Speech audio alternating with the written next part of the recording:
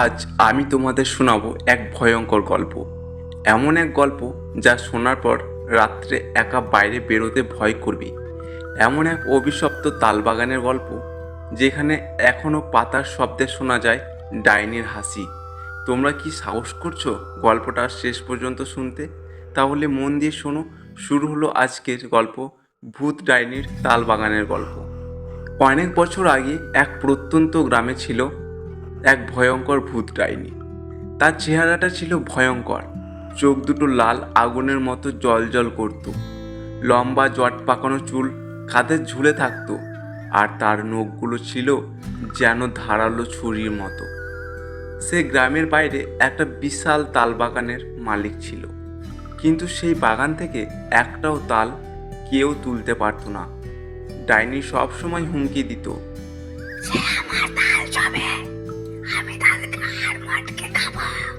গ্রামের লোকেরা এতটাই ভয় পেত যে বাগানের আশেপাশেও যেত না। রাত হলে গ্রামের কুকুরগুলো পর্যন্ত চুপ করে যেত। হাওয়া বইলে তালপাতার খসখস শব্দ যেন ডাইনির হাসির মতো লাগতো। একদিন গ্রামের এক সাহসী ছেলে ভাবল, ভয় পেলে হবে না, আমি বাগান থেকে তাল কুড়িয়ে আনবো। এত তাল ঝরে নষ্ট হচ্ছে, খাবে কে? আজ আমি তাল কুড়িয়ে গ্রামে নিয়ে আসবো। সে ভোরবেলা একাই বাগানে ঢুকলো। চারপাশে অদ্ভুত নীরবতা, বাতাস বইছে, পাতার শব্দ হচ্ছে, মনে হচ্ছিল যেন হাজার চোখ তাকে দেখছে। হঠাৎ পিছন থেকে এক ঠান্ডা কণ্ঠ ভেসে এলো,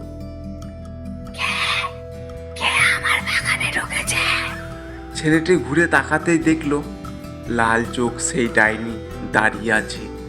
তার লম্বা দাঁত, এলোমেলো চুল আর অদ্ভুত হাহা হাসি শুনে ছেলেটির গা শিউরে উঠল। ডাইনি ছেলেটির সামনে ঝাঁপিয়ে পড়ল আর মুহূর্তের মধ্যে তার ঘাড় মটকে দিল। একটা বিকট কর্কট শব্দ হলো।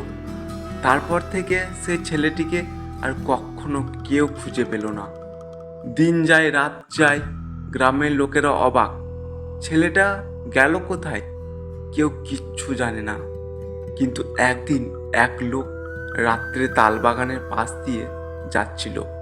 হঠাৎ সে শুনতে পেল বাগানের ভেতর থেকে অদ্ভুত গলার আওয়াজ। ডাইনি একা বসে বিড়বিড় করছে, হাসছে আর বলছে,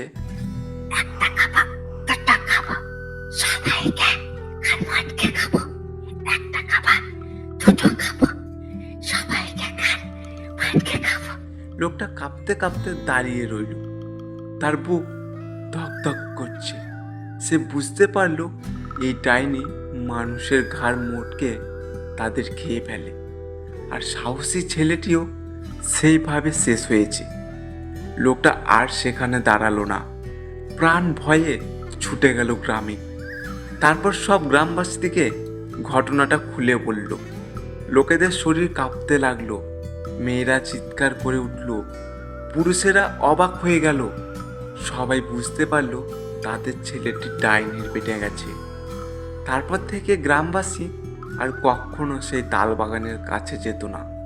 সূর্য ডুবে গেলে গ্রামের সব দরজা জানালা বন্ধ হয়ে যেত। দূরে তালপাতা দুললে মনে হতো ডাইনি এখনো বসে আছে আর বিড়বিড় করছে,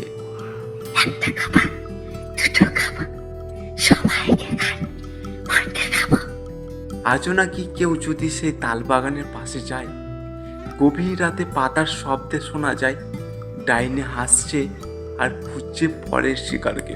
সেদিন থেকে আর কেউ সেই তালবাগানের দিকে যায়নি। সূর্য ডুবে গেলে গ্রাম অন্ধকারে ঢেকে যেত, আর দূরে তালপাতার খসখস শব্দে মনে হতো ডাইনি বসে আছে আর শিকার খুঁজছে। লোকেরা বলে আজও নাকি যদি তুমি সেই বাগানের পাশে দাঁড়াও আর কান পেতে শোনো, তাহলে এখনো শোনা যায়।